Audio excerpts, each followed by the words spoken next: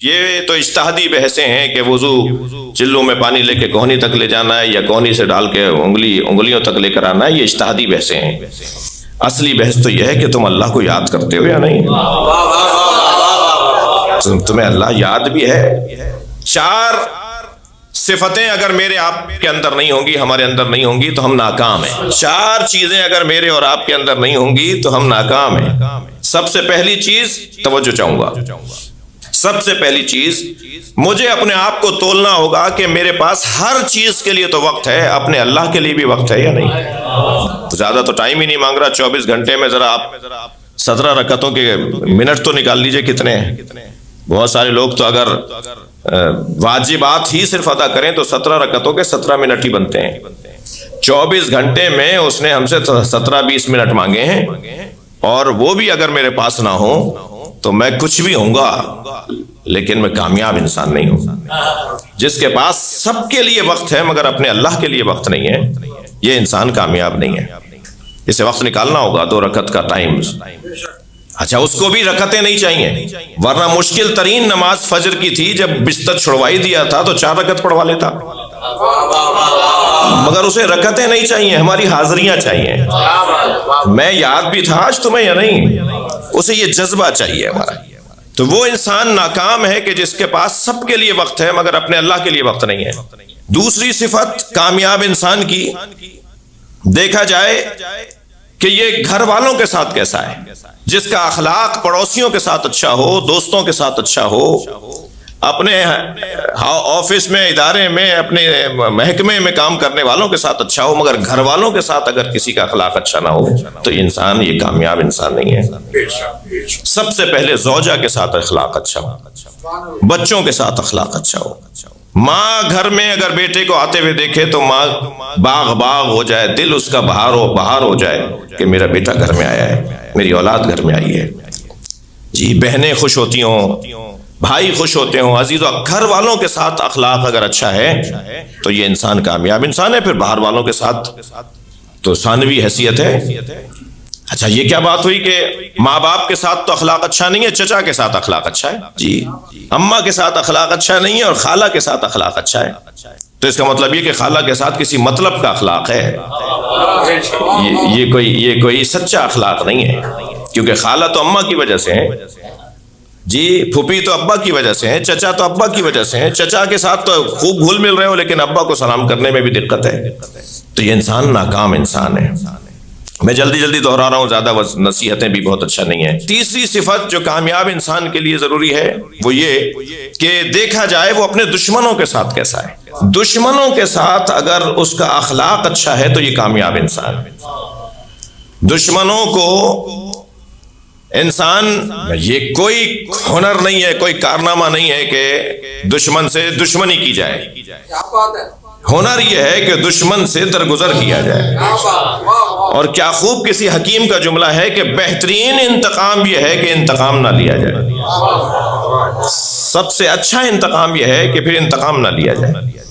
دشمن کے ساتھ کیسا ہے، یہ ایک تیسری صفت ہے کامیاب انسان کے لیے۔ جتنا اس کے اندر وہ گڑ ڈالتا چلا جائے گا اتنا ہی وہ بڑا آدمی ہوتا چلا جائے گا۔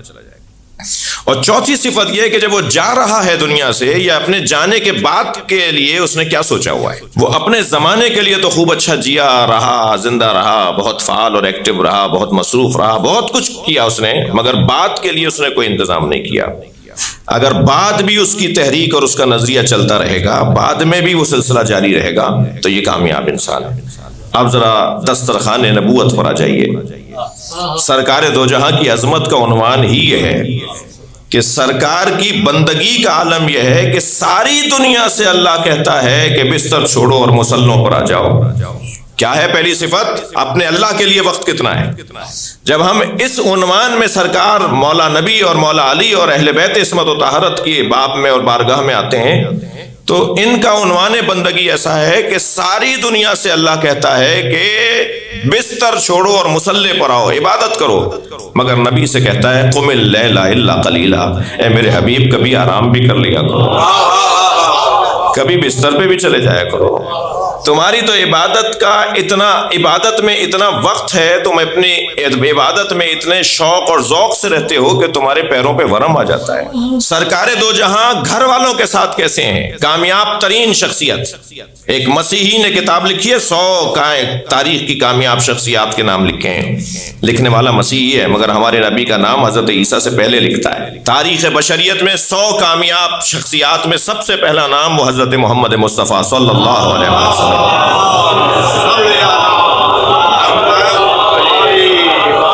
ہمارے نبی کے کمال کا دوسرا عنوان یہ کہ آپ کا گھر والوں کے ساتھ اخلاق کیسا ہے۔ گھر والوں کے ساتھ آپ دیکھیے، حتیٰ گھر والوں کے ساتھ اخلاق اس درجے پر حسین تھا، جمیل تھا کہ بعض جعلی روایتیں بھی آ گئیں کہ زوجاؤں کے ساتھ آپ کا انداز کیا ہوتا تھا، جی تماشا دکھانے والی اور مثال یہ اصل جو روح ہے اس کے اندر وہ اخلاق کی روح ہے کہ گھر والوں کو وقت دے رہے ہیں یا نہیں، گھر والوں کے ساتھ اخلاق اچھا ہے یا نہیں۔ امام حسن امام حسین کو شانوں پر بٹھا رہے ہیں، گودی میں لے رہے ہیں، نماز میں پشت پہ بیٹھ گئے تو سر نہیں اٹھا رہے ہیں۔ حتیٰ ایک دن بڑی حسین روایت ہدیہ کر رہا ہوں، ایک دن امام حسن سے فرمایا بیٹا حسن حسین سے کشتی کھیلو، کشتی لڑو، جو ورزش پر بھی ہمارے پاس دلیل بنے گی، یہ حدیث ورزش پر دلیل بنے گی۔ امام حسن امام حسین کی کشتی کروائی، کچھ دیر کے بعد امام حسین کا ساتھ دینے لگے ہوئے، حسین یہاں سے آؤ، حسین یہاں سے پکڑو حسن کو۔ تو جناب زہرا نے فرمایا بابا آپ حسین کا ساتھ دے رہے ہیں، حسن کا ساتھ نہیں دے رہے۔ اس کو مسکرا کے فرمایا بہت دیر سے جبریل حسن کا ساتھ دے رہے تھے، تب میں نے حسین کا ساتھ دیا ہے۔ یہ کتاب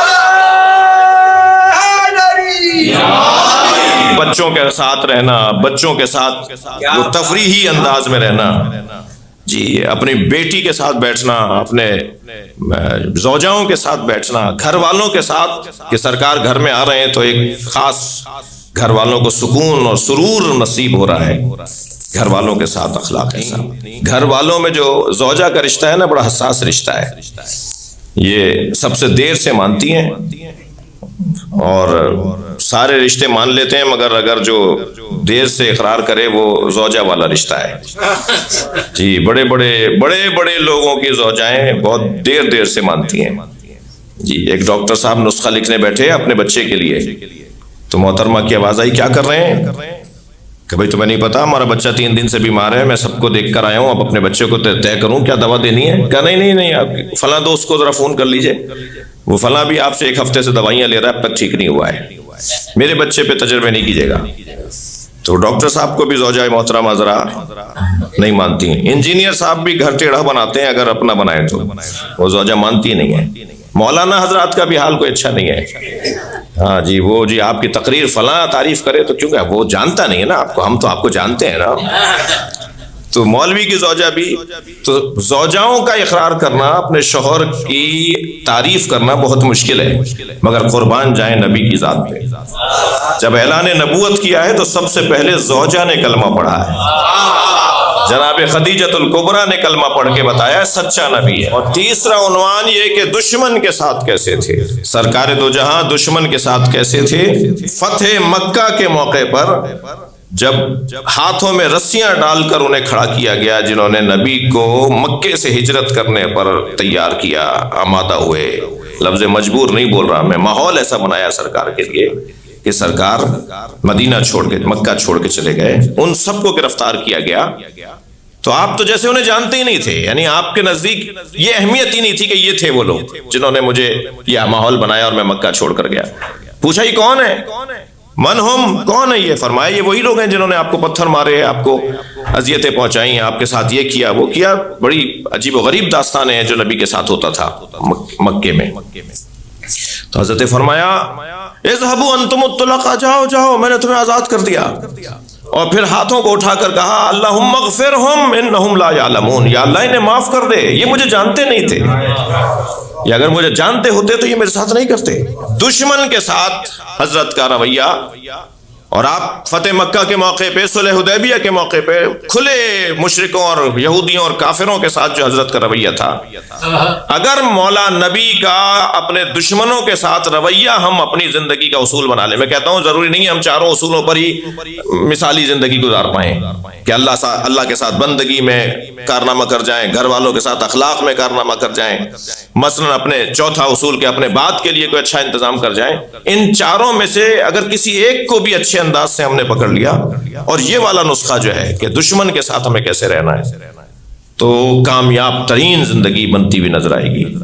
نبی دشمنوں کے ساتھ کیسے تھے، مولا علی دشمنوں کے ساتھ کیسے تھے، رونگٹے کھڑے ہو جاتے ہیں ان روایات کو جب پڑھتے ہیں جو جناب زہرا پہ دروازہ گرنے کی روایات ہیں، اور ان روایات کو جو پڑھتے ہیں کہ جو مولا نے مشورے دیے اور حکومت کو کامیاب بنایا اور حکومت چلانے میں مدد فراہم کی، دونوں کو جب ملا کر دیکھتے ہیں تو رونگٹے کھڑے ہو جاتے ہیں کہ علی علی ہے۔ جتنی بڑی شخصیت کے ماننے والے ہم ہیں عزیزو، اگر 2 گھنٹے تک میں گلاب بیچنے والے کی دکان پر بیٹھوں تو 4 گھنٹے تک میرے اندر سے گلاب کی خوشبو آئے گی۔ ہم کوئی 70 سال سے، کوئی 80 سال سے، کوئی آبا و اجداد سے، کوئی صدیوں سے حسین حسین کر رہے ہیں، تو ہمارے اندر کربلا والوں کی خوشبو آنا ضروری ہے۔ ہمارے رویے پکار کر بتائیں کہ ہم کربلا والے ہیں، ہم اہل بیت کے چاہنے والے ہیں، لہٰذا ہمارا انداز، ہمارا طریقہ پکار کر بتائے، تب تو ایک عزادار کہلانے کے قابل ہوں۔ یہ ہے تیسرا عنوان کسی کامیاب انسان کے لیے۔ اور چوتھا عنوان جو سرکار کے لیے حسین باب عظمت ہے کہ آپ اپنے بعد کا کیا انتظام کر کے گئے، اپنے بعد نظام مضبوط تر بنا کر گئے۔ قرآن چھوڑ کر جا رہا ہوں اور اہل بیت چھوڑ کر جا رہا ہوں، میں تمہیں تنہا چھوڑ کر نہیں جا رہا۔ میرے چاہنے والے میرے جانے کے بعد واپس نہ پلٹ جائیں کہ صاحب وہ تو چلے گئے، کیا دے کر گئے ہمیں؟ میں تمہیں انی تارکن فیکم الثقلین کتاب اللہ و عطرتی اہل بیتی، میں 2 چیزیں تمہیں چھوڑ کے جا رہا ہوں، تمہارے لیے چھوڑ کر جا رہا ہوں، ایک قرآن اور ایک اپنی عطرت اہل بیت۔